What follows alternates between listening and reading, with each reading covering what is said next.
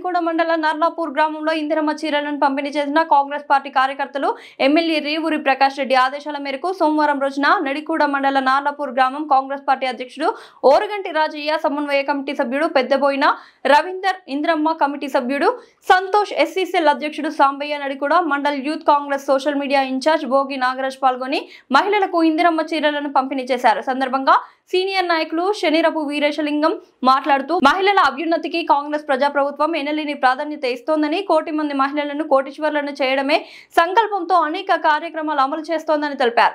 ఎలాంటి విమర్శలకు ఆస్కారం లేకుండా, తప్పిదాలు, లోటుపాట్లకు తావు లేకుండా అర్హులైన ప్రతి మహిళకు ఇందిరమ్మ చీరలు పంపిణీ అయ్యేలా పారదర్శకంగా, ప్రణాళికబద్ధంగా అందజేయాలని అధికారులను సూచించారు.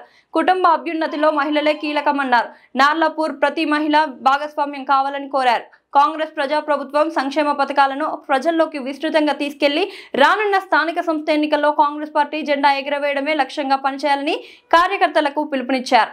అన్నిట్లా రేవంత్ రెడ్డి అన్న ముందటున్నాడు. మన గ్రామ అందరికి నమస్కారం చేసి చెప్తున్నా, అందరూ మన అన్నకు అడ్డగా నిలబడాలి. రేవంత్ రెడ్డి అన్న కార్యక్రమం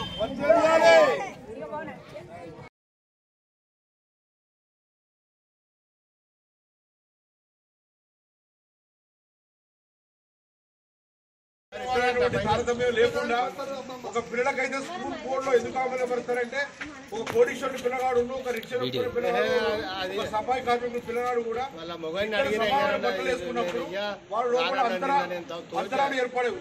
ఉన్నవాడు 500 చేసుకున్నప్పుడు ఒకరిని ఒకరు ఎగిరి చేసుకునే ప్రమాదం ఉంటది. కాబట్టి ఒక కార్యక్రమాలు అందరికీ ఒక 10 కొరకు అలాంటప్పుడు ఇద్దరి మధ్యలో ఒక తారతమ్యం ఎట్లా బలపడ్డా నేను చెప్తా, తొందరగా అగౌరవపరిచేటువంటి ప్రమాదాలు ఉన్నటువంటి పరిస్థితులు ఉంటాయి. మీ అందరికీ నాకంటే ఎక్కువ తెలుసా విషయం. అందుకనే డ్రెస్ కోడ్ అనే ఉద్దేశంతో ప్రభుత్వం కార్యక్రమం చేపట్టింది. దీన్ని సగర్వంగా మీరందరూ తలెత్తుకొని ఏ ఫంక్షన్ కానీ కట్టుకొని పోవాలని ఇచ్చినటువంటి ఇందిరమ్మ ప్రభుత్వానికి, రేవంత్ అన్నకు మనందరం సపోర్ట్ గా ఉండాలని కోరుతూ ఈ కార్యక్రమాన్ని